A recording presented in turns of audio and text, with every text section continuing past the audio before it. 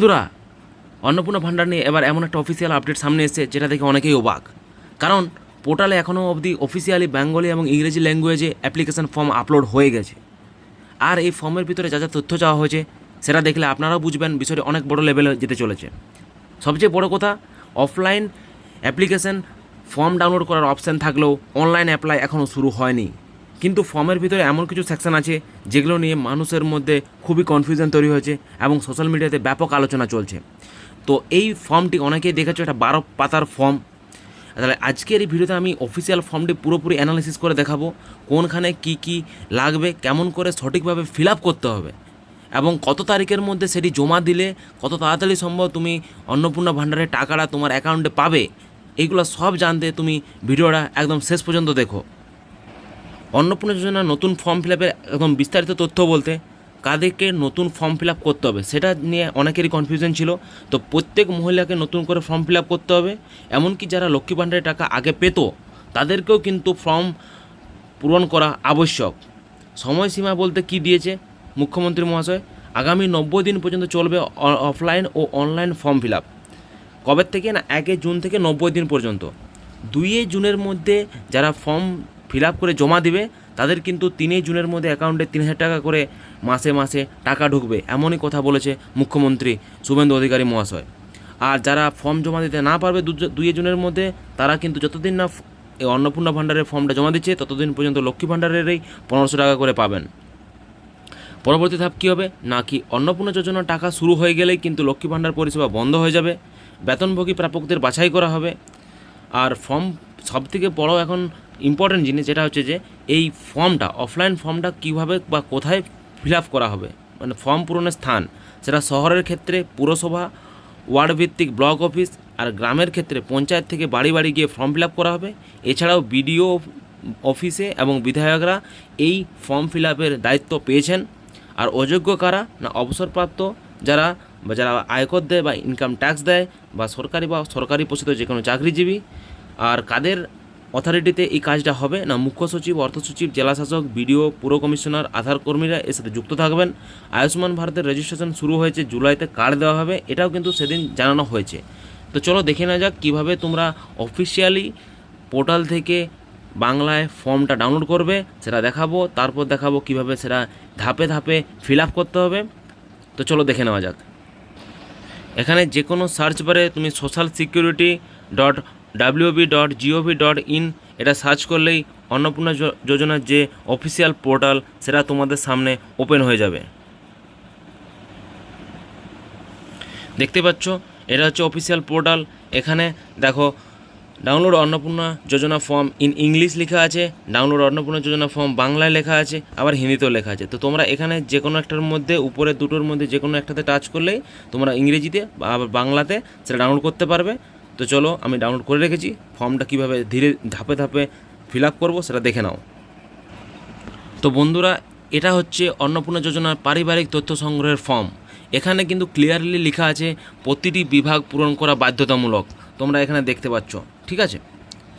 এখানে দেখো আছে 3টা সেকশন, বিভাগ, বিকল্প এবং নির্দেশনা। এখানে প্রথমে কি লেখা আছে, পরিবারের প্রধানের নাম, এখানে নাম লিখতে হবে, এখানে পুরো নাম লিখতে হবে, আধার কার্ড অনুযায়ী যে নাম আছে সেটা লিখতে হবে। জন্ম তারিখ কীভাবে লিখতে হবে, প্রথমে দিন, তারপর মাস, তারপর বছর। পরিবারের প্রধান যে কেউ হতে পারে, পুরুষ হতে পারে, মহিলা হতে পারে বা অন্যান্য হতে পারে, তো সেটা টিক চিহ্ন দিতে হবে।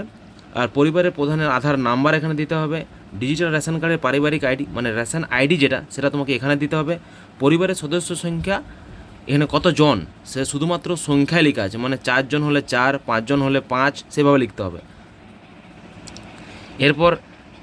এরপর এখানে স্থায়ী ঠিকানাটা দিতে হবে। যোগাযোগের নাম্বার মানে মোবাইল নাম্বার তোমাকে এখানে দিতে হবে, যেখানে বিশেষ করে আধার নাম্বারের সঙ্গে যে মোবাইল নাম্বারটা লিঙ্ক করা আছে সেটা কিন্তু দিতে হবে, এখানে কিন্তু লেখা আছে স্পষ্ট করে। এরপর 9 নম্বরে দেখো লেখা আছে নাম, জন্ম তারিখ, লিঙ্গ, পরিবারের প্রধানের সঙ্গে সম্পর্ক এবং আধার নাম্বার। তাহলে এখানে প্রত্যেকটা পরিবারের যে সদস্য আছে সেখানে পরিবারের প্রধানের সঙ্গে তাদের সম্পর্ক, নাম, আধার নাম্বার সব কিছু এখানে দিতে হবে।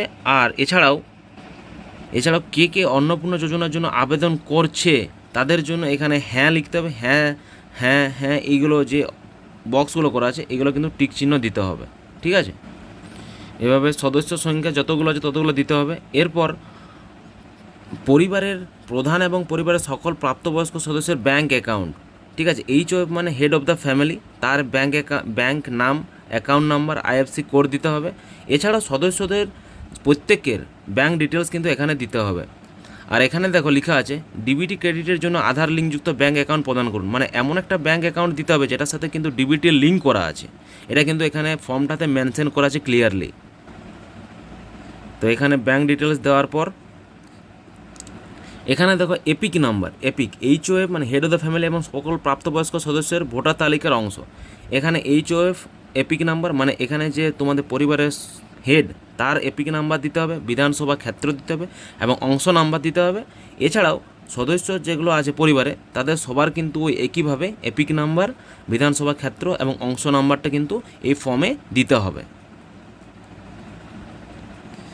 তারপর এখানে আছে বিভাগ, মানে কোন ক্যাটাগরিতে তোমরা বিলংস করো সেটা কিন্তু দিতে হবে। অসংরক্ষিত মানে EWS, SC, ST, OBC এবং PVTG সবগুলোই কিন্তু দেওয়া আছে এখানে, যেটি তোমরা সেটির পাশে কিন্তু টিক চিহ্ন দিতে হবে। এরপর আছে রেশন কার্ড বা খাদ্য ভর্তুকি। তাহলে এখানে দেখো লেখা আছে আপনার কি ডিজিটাল রেশন কার্ড আছে? এখানে অবশ্যই সবারই আছে, তার এখানে হ্যাঁ দিতে হবে। আবার রেশন কার্ডটা তোমাদের কী কী, যেটাতে আছে সেন্ট্রাল গভর্নমেন্টের 3টে কার্ড হয়, AAY, PHH এবং SPHH, আর রাজ্য সরকারের হয় 2টো, RKSY 1 আর RKSY 2। আর এছাড়াও আছে একটা স্পেশাল ক্যাটাগরি যেটা হচ্ছে ভর্তুকিহীন, মানে যেটা শুধুমাত্র অ্যাড্রেস প্রুফ হিসেবে কাজ করে সেটা। তাহলে যেটা তোমাদের যেটা আছে সেটা কিন্তু এখানে দাগ দিতে হবে। আর প্রত্যেক মাসে তোমাদের রেশন তোলে কিনা এটা কিন্তু দাগ দিতে হবে। এছাড়াও আছে সম্পদের মধ্যে বাড়ি, তোমাদের বাড়িতে 3 বা তার বেশি পাকা ঘর আছে কিনা সেটা দিতে হবে। পরিবারের জমির মালিকানা আছে কিনা সেটা দিতে হবে। আর এখানে পরিবারের সকল সদস্যের মোট জমির পরিমাণ এখানে শতকে কিন্তু লিখতে হবে তোমাদেরকে। এছাড়াও আছে যানবাহন, মানে আপনি বা আপনার পরিবারের কোনো সদস্য অবাণিজ্যিক মোটরচালিত কার, মানে যেটা হচ্ছে প্রাইভেট কার, মানে যেটা হচ্ছে সাদা যে নাম্বার প্লেট থাকে সেরকম গাড়ি কি কিছু আছে, তা সেটা থাকলে হ্যাঁ দিতে হবে। আর গাড়ির সংখ্যা কিন্তু উল্লেখ করতে হবে এবং গাড়ির রেজিস্ট্রেশন নাম্বার দিতে হবে। আর পারিবারিক ভিত্তিক সদস্যদের স্বাস্থ্য বিমা, যেটা আমাদের হেলথ ইন্স্যুরেন্স যেটাকে বলা হয়, সেটা আছে কি না, যদি হ্যাঁ তাহলে অবশ্যই হ্যাঁ দেবে, আর যদি না থাকে তাহলে নিচেরগুলো দিতে হবে না।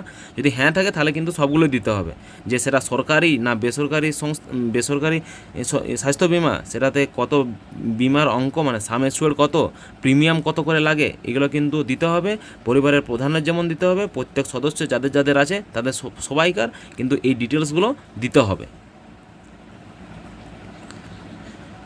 এই ফর্মটা অনেক বড়, একটু ধৈর্য ধরে দেখবে, নাহলে সবারই বিরক্ত লেগে যাবে। তো চলো দেখে নাও শেষ পর্যন্ত। এখানে দেখো আয় বা পেশা, এখানে আয় প্রত্যেক সদস্য কি আয়কর বা পেশাগত মানে ইনকাম ট্যাক্স দেয় কি না তাদের ডিটেলস জানতে চাওয়া হয়েছে, এবং পরিবার সদস্যের প্যান কার্ড আছে কি না সেটাও কিন্তু দিতে হবে। যদি হ্যাঁ থাকে তাহলে অবশ্যই সবগুলো ওই আগের মতনই করতে হবে, প্রথমে পরিবারের প্রধান, তারপর সদস্য প্রত্যেকের দিতে হবে। আর যদি না থাকে তো কোনো কিছু প্রয়োজন হয় না, কারণ উপরে না করে দিলে এগুলো না হয়ে যাবে, ঠিক আছে। এরপর কর্মসংস্থানের ধরন, মানে পরিবারের প্রধান কী হিসাবে কাজ করে, সরকারি ক্ষেত্র, বেসরকারি ক্ষেত্র, নাকি পরিযায়ী শ্রমিক, না বেকার বা অন্যান্য যে কোনো একটা হতে পারে, সেটার জন্য তুমি সেখানে দাগ দিতে পারো। এবং সেই একই হিসাবে তুমি কিন্তু সদস্যদের বাকি যে আছে পরিবারের সদস্য তাদেরও তুমি তারা কি কাজ করে সেটা কিন্তু তোমরা দিতে পারো না মানে দিতে হবে। এরপরে আছে লেখা পরিবারের শিক্ষিত প্রাপ্তবয়স্ক সদস্যদের সংখ্যা এবং পরিবারের অশিক্ষিত প্রাপ্তবয়স্কদের সংখ্যা, এখানে কিন্তু সেই ডিটেলসটা দিতে হবে। এরপর লেখা আছে কোনো সদস্য কি কোনো সাংবিধানিক পদ বা মন্ত্রী বা সাংসদ, বিধায়ক, পৌরস্থানীয় সংস্থা বা পঞ্চায়েত সংস্থার বর্তমান ধারক, যদি হ্যাঁ বা না যেটা হবে সেটা কিন্তু এখানে দিতে হবে। আর কোনো সদস্য কি সরকারি পেনশনভোগী, মানে কেউ কি তোমার পরিবারের মধ্যে পেনশন পায় সেটাও কিন্তু এখানে দিতে হবে। জিএসটির অধীনে কারো কোনো আইডি আছে কি না সেটা এখানে দিতে হবে। পরিবারের মোট বার্ষিক আয়, অ্যানুয়াল ইনকাম কিন্তু এখানে মেনশন করতে হবে অঙ্কতে, এটা কিন্তু লেখা অঙ্কতে মানে নাম্বারে, মানে যে 1 লাখ হবে সে 1 লাখের হিসাবে লিখবে, 2 লাখ হলে 2 লাখ হিসাবে লিখবে, যে হিসাবে লিখবে সেটা কিন্তু অঙ্কে লিখতে হবে। এছাড়া যেটা এখন সবথেকে চর্চার বিষয় যে হচ্ছে সিএএ আবেদন এর বর্তমান অবস্থা যদি থাকে, মানে যদি কেউ সিএএতে আবেদন করে থাকে তাহলে কি দিতে হবে, আর যদি কেউ না থাকে তাহলে প্রযোজ্য নয় করে দিতে হবে। আর যদি কেউ আবেদন করেছে তাহলে তার আবেদন অ্যাপ্লিকেশন স্ট্যাটাসটা কী সেটা কিন্তু এখানে মেনশন করতে হবে। সে একইভাবে পরিবারের প্রধানের যেমন করতে হবে সেরকম প্রত্যেক সদস্যদের করতে হবে, তার জন্য দেওয়া আছে। এছাড়াও কিষাণ ক্রেডিট কার্ড এআরডি শিল্পী ক্রেডিট কার্ড, মৎস্যজীবী ক্রেডিট কার্ড, এই যে কার্ডগুলো হয়, যে এইগুলোর আন্ডারে কেউ আছে কি না পরিবারে, তাদের সবাইকে কিন্তু এখানে তার ডিটেলস দিতে হবে। এরপর আছে এসআইআর। যদি এসআইআর 2026-এর নাম বাদ পড়ে থাকে এবং তবে মামলাটি ট্রাইব্যুনালে বিচারাধীন, মানে এমনও অনেকে আছে যাদের নাম কেটে গেছে কিন্তু সেই মামলাটা ট্রাইব্যুনালে চলছে, তাদের ক্ষেত্রে কিন্তু ওই একইভাবে যদি বিচারাধীন থাকে তাহলে কিন্তু হ্যাঁ হবে, আর তার মামলার বিবরণ দিতে হবে, আর যদি না থাকে তো না দিতে হবে। আর যাদের অলরেডি তারা বাসিন্দা তাদের প্রযোজ্য নয় লিখে দিতে হবে। আর এই জন্য সদস্যদের সংখ্যা যেগুলো আছে 1 2 3 4 5 তাদের সবাইকার একইভাবে ডিটেলস কিন্তু পূরণ করতে হবে। এরপরে দেখো এখানে লেখা আছে সামাজিক মর্যাদা ও নির্ভরশীল ব্যক্তিগণ। এখানে বিদ্যালয়ে অধ্যয়নত মানে কোনো সদস্য মানে পরিবারের যে শিশুগুলো তাদের নাম, শ্রেণী এবং বিদ্যালয়ের নাম, এবং বিদ্যালয়টা কী ধরনের, সরকারি বেসরকারি নাকি স্পন্সার্ড নাকি সরকারি সহায়প্রাপ্ত, এগুলো সবই কিন্তু দিতে হবে, বা মাদ্রাসাতে পড়ে কিনা সেগুলোও কিন্তু এখানে ডিটেলসে দিতে হবে। তারপর কী আছে, বর্তমানে শিশুদের টিকা বর্তমান অবস্থা মানে যে ভ্যাকসিনেশন হয় সেইগুলো স্ট্যাটাস, পরিবারের প্রত্যেক শিশুদের তাদের টিকাকরণ ঠিকঠাক হয়েছে কিনা বা ঠিকঠাক টিকাকরণ চলছে কিনা সেইগুলো সব কিন্তু তাদের দিতে হবে। যদি হ্যাঁ হয় তাহলে টিকাকরণ আইডি তাদের কিন্তু এখানে দিতে হবে।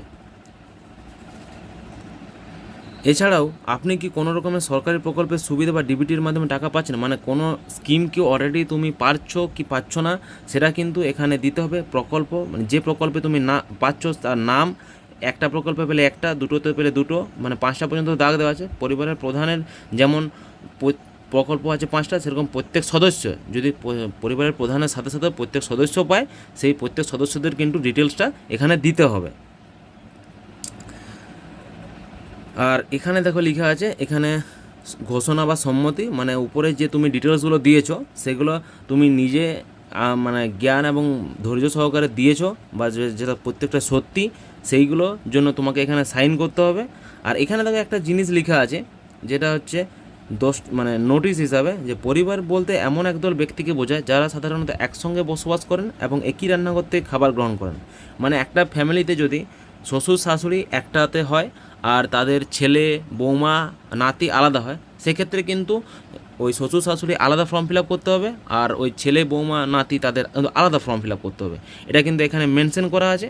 আর এখানে দেখো লেখা আছে এন্ড অফ দ্য ফর্ম, এটা উপরে অ্যাপ্লিকেশন ফর্মটা শেষ হয়ে গেল, শুধুমাত্র সরকারি ব্যবহারের জন্য এই নিচটা, মানে এটা হয়তো তোমাকে ওই ফর্মটা অ্যাপ্লিকেশনটা জমা দেওয়ার পর স্লিপ হিসাবে দিতে পারে।